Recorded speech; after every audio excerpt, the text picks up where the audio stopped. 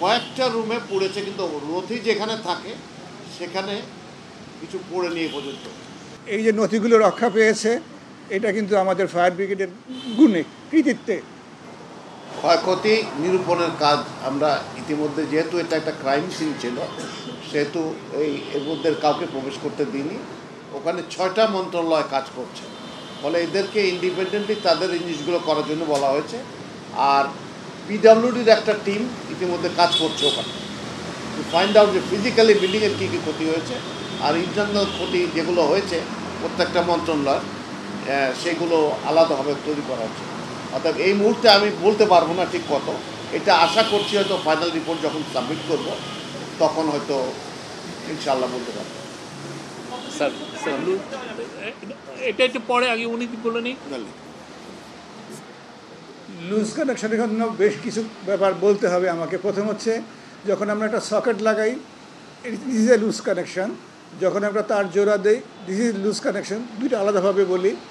সকেটে যখন ঢুকাই, এই সকেটের অনেক সময় ম্যাচিং হয় না, তারপরে আমরা জোর করে ঢুকাই। 2 নম্বর হচ্ছে, এই সকেট কয়েকবার ঢুকানোর পরে এটা লুজ হয়ে যায় তার ম্যাটেরিয়ালের গুণগত কারণে। আমাদের দেশে যেই সকেট পয়েন্টগুলো পাওয়া যায় বিভিন্ন দামের, এই বিভিন্ন দামের কারণে এর কোয়ালিটি অ্যাসুরেন্স করা যায় না, যার জন্য সময়ের এগুলি লুজ হয়ে যায়। আমরা একই জিনিস যখন বারবার ব্যবহার করি, এটার একটা এইজিং এফেক্ট আছে, সময়ের সঙ্গে এর কোয়ালিটিটা খারাপ হতে থাকে। আমাদের এই জিনিসটা পরিবর্তন করা দরকার, যেটা আমরা করি না। যার জন্য আমরা অনেক সময় দেখাই যে সকেট ঢুকেতে গেলে একটা স্পার্ক আমরা দেখতে পাই। আমার মনে হয় আপনারা সবাই নিজেদের বাড়িতে যখন সকেট লাগান, কোনো না কোনো সময় স্পার্কটা দেখেছেন।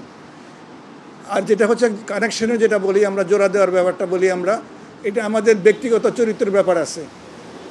নিয়ম অনুযায়ী একটা তারের জোড়াটা হওয়া উচিত জাংশন টু জাংশন, কিন্তু আমরা মাঝখানে 2টা তার জোড়া দিয়ে পেঁচাই, একটা ট্যাপ দিই। এটা একটা অনিয়ম, কিন্তু এটা আমরা করে অভ্যস্ত।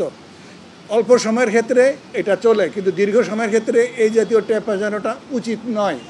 কারণটা হচ্ছে, এই ট্যাপগুলো যে গামটা থাকে, যে গামটা কোনোটা 6 মাস, কোনোটা 1 বছর করে গামটা চলে যায়, যার জন্য এই ট্যাপের আর গুণগত মানটা থাকে না। কিন্তু তখন আমরা পরিবর্তন করি না। যখন সময়ের পরিবর্তন সাথে সাথে এখানে একটু লুজ হয়, গরম হয়, এবং এই ট্যাপের গুরুত্বটা শেষ হয়ে যায়, আমরা এটা খেয়াল করি না। এটা আমাদের অভ্যাসগত কারণ, আমাদের চরিত্রগত কারণ, আমাদের ভুল। এ থেকে অ্যাভয়েড করার সবচেয়ে পদ্ধতি, নিয়ম আমাদের দেশে আইনে আছে। প্রতি বছর আমাদের লাইনগুলো চেক করার কথা, যেটা আমরা 10 বছরে করি না। এটা আমাদের ভুল। অর্থাৎ প্রত্যেকটা বড় বড় প্রতিষ্ঠানে রেগুলার একটা চেক লিস্ট তৈরি করে এগুলো চেক করা উচিত, চেক করা দরকার, এবং এটাকে লোড দিয়ে টেস্ট করা দরকার। আমরা করি না, যেটা এখন গার্মেন্টস ফ্যাক্টরি রেগুলার ভিত্তিতে করে, কিন্তু আমাদের সরকারি অফিস, ব্যক্তিগত জীবনে আমরা এগুলো করি না, আমরা ভুলে যাই। এখান থেকে উৎপত্তি, এখান থেকেই শুরু। অর্থাৎ লুজ কানেকশনের মধ্যে যেটা ব্যাপার, সেটা হচ্ছে আসলে আমাদের অভ্যাসে আসতে হবে। বছরে একবার হোক, 2 বছরে একবার হোক, উই হ্যাভ টু চেক যে কোনটা লুজ আছে, কোনটা ঠিক আছে। You have to check it এবং রিপেয়ার করা উচিত। আপনারা যারা এটার সঙ্গে সম্পৃক্ত ছিলেন, আমার মনে হয় যে তাদের গুরুত্বপূর্ণ যারা ছিলেন সবাই আছেন। তো আপনাদের বিশেষ কোনো সুপারিশ থাকবে কিনা, যে ভবিষ্যতে যাতে এই ধরনের কোনো অগ্নিকাণ্ড না ঘটে, এই ধরনের কোনো সুপারিশ আপনারা প্রাথমিকভাবে এটা? মাননীয় প্রধান উপদেষ্টা আমাদেরকে নির্দেশ দিয়েছেন আগামী 10 দিনের মধ্যে স্বল্পকালীন, দীর্ঘস্থায়ী বিভিন্ন সুপারিশ তৈরি করে দেওয়ার জন্য। উনি আমাদেরকে নির্দেশ দিয়েছেন। We hope will do that. উনি নির্দেশ দিয়েছেন করার জন্য, প্রস্তাব দিয়েছেন, উনি নির্দেশ দিয়েছেন করার জন্য। রেগুলার মেনটেন্যান্স করার সুযোগটাই আমাদের থাকবে, বাকি সব প্রশাসনিক। আমাদের সুপারিশ থাকবে এটা রেগুলার মেনটেন করা হোক। বিএনবিসি নিয়ম মেনে কতদিন পরে পরে করা উচিত, কিভাবে করা উচিত, আমরা সেগুলি সাজেস্ট করব। কিন্তু করবে কি না, কীভাবে করাবে, এটা প্রশাসনিক ব্যাপার। এটা আমাদের কথা বলার সুবিধা আছে বলে আমি মনে করছি না। বিএনবিসি মানে হচ্ছে বাংলাদেশ ন্যাশনাল বিল্ডিং কোড।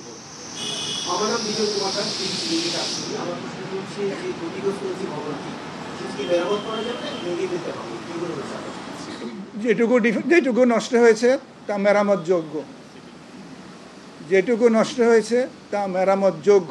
আমাদের সঙ্গে সিভিল ইঞ্জিনিয়ার ছিলেন, তিনি বলেছেন এটা মেরামতযোগ্য। আমি সিভিল ইঞ্জিনিয়ার নই, আমি fire expert. Last question sir, আমার প্রশ্নটা হচ্ছে যে যেহেতু সচিবালয় রাষ্ট্রের একটি খুবই গুরুত্বপূর্ণ জায়গা, এখানকার যে নথিগুলো সেগুলো খুবই গুরুত্বপূর্ণ, তো ক্ষেত্রে যে নথিগুলো পড়ে গিয়েছে বা নষ্ট হয়ে গেছে এগুলোর ব্যাকআপ রয়েছে কি, এগুলোকে আবার ফিরিয়ে আনা সম্ভব? আমার কাছে আমি ফিজিক্যালি দুবার পুরো বিল্ডিংটা উঠেছি, প্রতিটা রুমে হেঁটে হেঁটে ঘুরে দেখেছি, আমরা সবাই গিয়েছি। কয়েকটা রুমে পড়েছে, কিন্তু নথি যেখানে থাকে সেখানে কিছু পড়ে নিয়ে পর্যন্ত। তারপরেও আমরা এই যে টিমকে এতদিন তো কেউ যেতে পারে নাই, আমরা এখন বলেছি যে ওনারা হয়তো কালকে বা পরশু থেকে মন্ত্রণালয়গুলো এই নিজেরা অডিট করা শুরু করবে। এখন এটা ক্রাইম সিন আছে, কিছু আলামতের ব্যাপার আছে, ফলে আমার মনে হয় না যে কোনো এতে অসুবিধা হবে। তবে Last question. অফকোর্স কিছু থাকতে পারে। আমি একটা সেকেন্ড বলে নিতে চাই, সরি প্লিজ। এই যে নথিগুলো রক্ষা পেয়েছে, এটা কিন্তু আমাদের ফায়ার ব্রিগেডের গুণে, কৃতিত্বে। আমি রিকোয়েস্ট করবো আপনাদেরকে আমাদের ফায়ার ব্রিগেডকে একটা ধন্যবাদ জানাবেন, অন্তত হাততালি দিয়ে, যারা সঠিকভাবে এটাকে করতে পেরেছেন। এই নথি নষ্ট, এমন কোনো নথি নষ্ট হয়নি।